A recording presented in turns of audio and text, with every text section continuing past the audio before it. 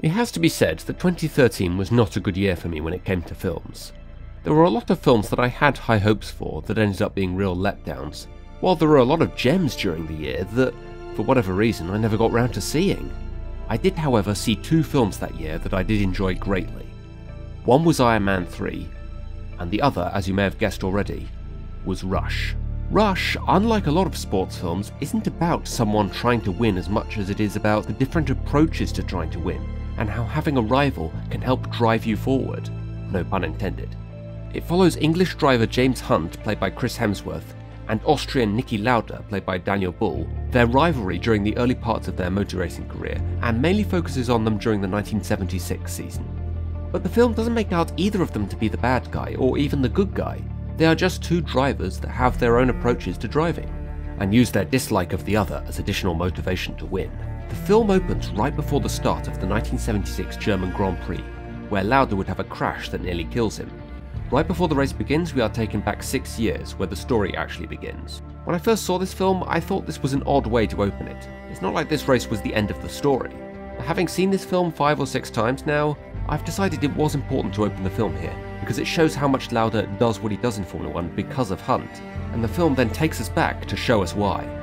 We quickly learn that Lauda is a more tactical and serious driver who actually works with the mechanics to improve the car. He was able to work his way into motor racing due to the good business connections his family had. Meanwhile, Hunt is far more of a risk taker and reckless in his driving. Off the track, he cares only about women and drink. For these reasons, Lauda quickly grows to dislike him and disapproves of his attitude towards the sport. Admittedly, this probably isn't true to what the late Englishman was really like, but I'm okay with that because this is a film, not a documentation of reality. Lauda is a much more serious competitor, not at all interested in showing off or the fame that comes with what he does for a living. To him, it's just a job that he takes very seriously. However, Hunt feels he can still look down his nose at him, because he feels Lauda is only in the sport because he has a rich family, and is also only able to win because he is in the fastest car. So both drivers have a near equal ability to win the Formula 1 World Championship, but for very different reasons.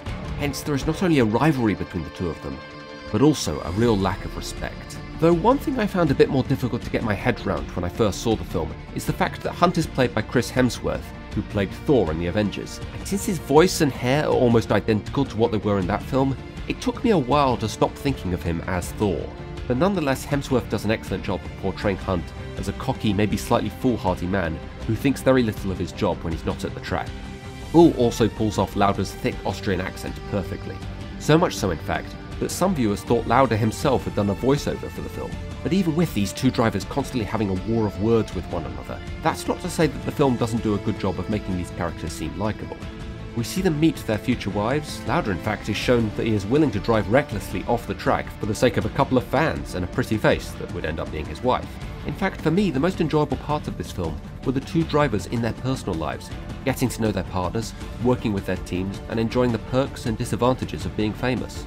I'm sure it's all fictional, but that's okay with me, because it helps us to better understand these two drivers and why they are so motivated to win. The major turning point of the relationship of the two drivers comes with Lauda's crash, which I imagine is the reason why we see the start of the race at the beginning of the film. Before the race, Lauda suggests that they cancel the race due to the dangerous conditions. However, Hunt makes a very valid point that, as the leader of the championship, cancelling the race is favourable to Lauda. And while I'm sure that's not the reason Lauda suggested they cancel it, this point does make sense and helps to sway the room to vote that the race go ahead. But they somewhat spoil this scene later on when Hunt meets Lauda for the first time after the accident. He does the classic thing of telling Lauda that he feels responsible for what happened, which does make sense to me. It's human nature to feel guilty when bad things happen that you were in some way involved with. But what annoyed me is that Lauda doesn't deny this. He basically confirms to him that he was responsible.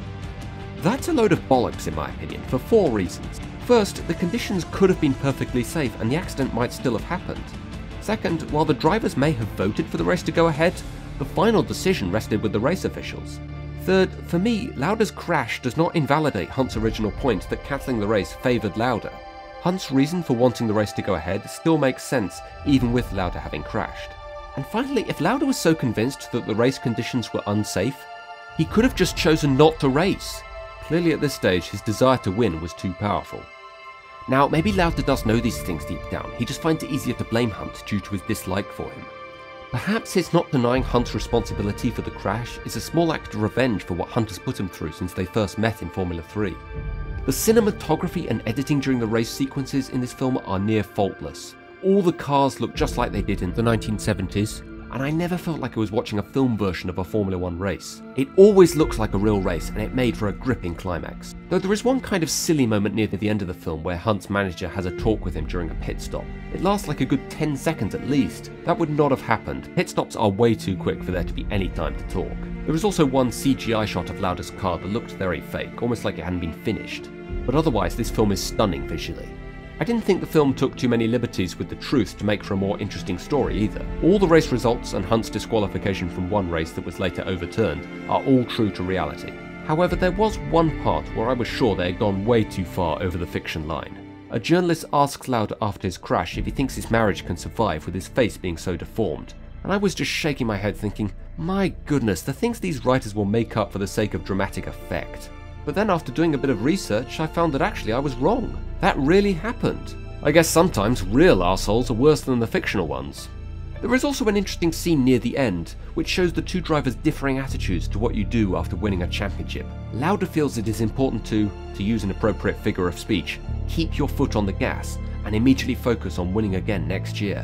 While Hunt fails to see the point of even trying to win if you aren't going to take the time to enjoy it once you have it. Despite the fact that it's only one championship, and the fact that people will tell him that he only won the championship because Lauda was absent for 2 races, one championship is enough for Hunt, and he clearly doesn't care what others say, while Lauda prefers to see it as the first of many. Of course, neither driver is wrong here, they just have different, conflicting attitudes towards the idea of being the best. Like I said before, there is no bad guy here. It's about their rivalry, about how they looked out for one another, but at the same time they didn't want to listen to the other's advice, and how, in spite of all their disagreements and feuds, on some level they still remained friends.